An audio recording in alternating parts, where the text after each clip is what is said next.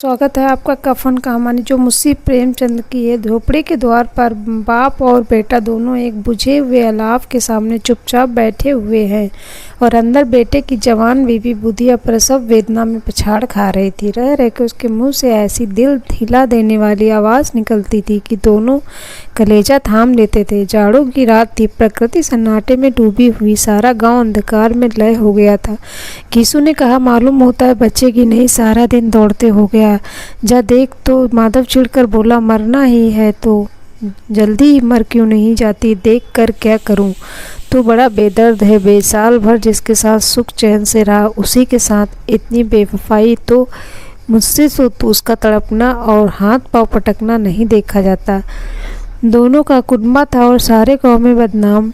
घीसू एक दिन काम करता तो 3 दिन आराम करता। माधव इतना कामचोर था कि आधे घंटे काम करता तो घंटे भर चिलम पीता, इसलिए उन्हें कहीं मजदूरी नहीं मिलती थी। घर में मुट्ठी भर भी अनाज मौजूद हो तो उनके लिए काम करने की कसम थी। जब 2-4 फाके हो जाते तो घीसू पेड़ पर चढ़कर लकड़ियां तोड़ लाता और माधव को दे देता बाजार से बेचने के लिए। बाजार से बेच लाता और जब वह पैसे रहते दोनों इधर उधर मारे फिरते। गांव में काम की कमी ना थी, किसानों का गांव था।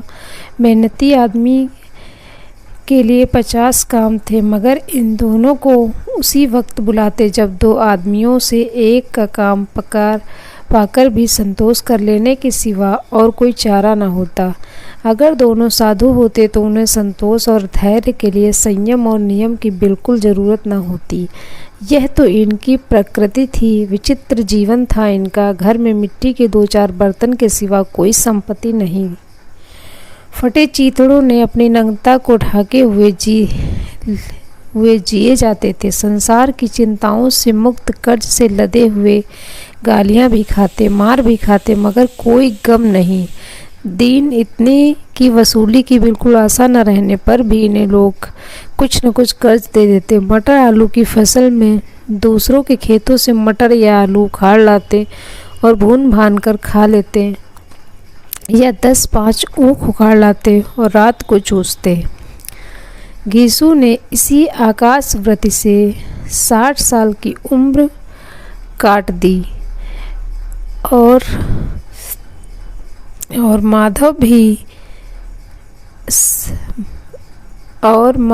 भी सपूत बेटे की तरह बाप ही के पद चिन्हों पर चल रहा था, बल्कि उसका नाम भी उजागर कर रहा था। इस वक्त दोनों अलाव के सामने बैठकर आलू भून रहे थे, जो कि किसी खेत से खोद लाए थे। घीसू की स्त्री का तो बहुत दिन हुए देहांत हो गया था। माधव का ब्याह पिछले साल हुआ था।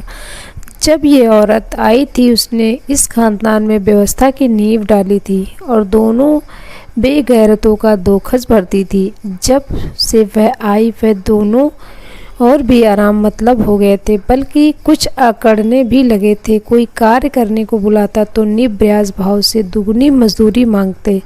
वही औरत आज प्रसव वेदना में मर रही थी और ये दोनों इसी इंतजार में थी कि वह मर जाए तो आराम से सोएं। घीसू ने आलू निकालकर छीलते हुए कहा, जाकर देख तो क्या दशा है उसकी, चुड़ैल का फिसाद होगा और क्या। यहाँ तो ओझा भी 1 रुपया मांगता है। माधव को भय था कि वह कोठरी में गया तो घीसू आलूओं का बड़ा भाग साफ कर देगा।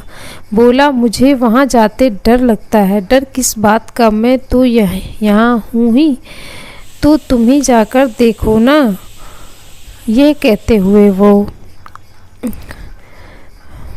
सोचने लगा, मेरी औरत जब मरी तो मैं 3 दिन तक उसके पास से हिला नहीं और फिर मुझसे लजाएगी कि नहीं। जिसका कभी मुंह नहीं देखा, आज उसका उधड़ा हुआ बदन देखो, उसे तन की सुध भी ना होगी। मुझे देख लेगी तो खुलकर हाथ पाँव भी ना पटक सकेगी। मैं सोचता हूँ कोई बाल बच्चा हुआ तो क्या होगा, सोट गुड़ तेल कुछ भी तो नहीं, घर में सब कुछ आ जाएगा। भगवान दे तो लोग अभी 1 पैसा नहीं दे रहे हैं, वे कल बुलाकर रुपए देंगे। मेरे 9 लड़के हुए, घर में कभी कुछ ना था, मगर भगवान ने किसी न किसी तरह बिगड़ा पार ही लगाया। जिस समाज में रात दिन मेहनत करने वालों की हालत उनकी हालत से कुछ बहुत अच्छी ना थी, और किसानों के मुकाबले वे लोग जो किसानों की दुर्बलताओं से लाभ उठाना चाहते थे कहीं ज़्यादा संपन्न थे, वहाँ इस तरह की मनोवृत्ति का पैदा हो जाना कोई अचरज की बात न थी। हम तो कहेंगे घीसू किसानों से कहीं ज़्यादा विचारवान था, और किसानों के विचार शून्य समूह में शामिल होने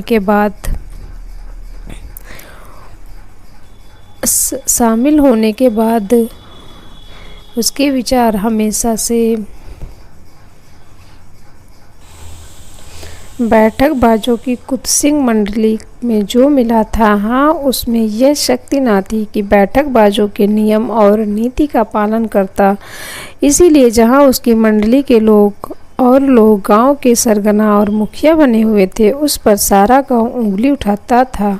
फिर भी उसे यह तस्कीन तो थी ही कि अगर वह फटेहाल है तो कम से कम उसे किसानों की सी तोड़ मेहनत तो नहीं करनी पड़ती, और उसकी सरलता और निरीहता से दूसरे लोग बेजा फ़ायदा तो नहीं उठाते। दोनों आलू निकाल कर जलते जलते खाने लगे। कल से कुछ खाया नहीं था, इतना सब्र न था कि ठंडा हो जाने दे। कई बार दोनों की ज़बानें जल गई। छिल जाने पर आलू का बाहरी हिस्सा ज़बान, हलक और तालू को जला देता था, और उस अंगारे को मुंह में रखने से ज़्यादा खैरियत इसी में थी कि वह अंदर पहुंच जाए। वहाँ उसे ठंडा करने के लिए काफ़ी सामान थे, इसलिए दोनों जल्द जल्द निकल जाते, हालांकि इस कोशिश में कि उनकी आंखों से आंसू निकल आते। घीसू को उस वक्त ठाकुर की बारात याद आई जिसमें 20 साल पहले वह गया था। उस दावत में जो उसको तृप्ति मिली थी वह उसे हमेशा याद थी।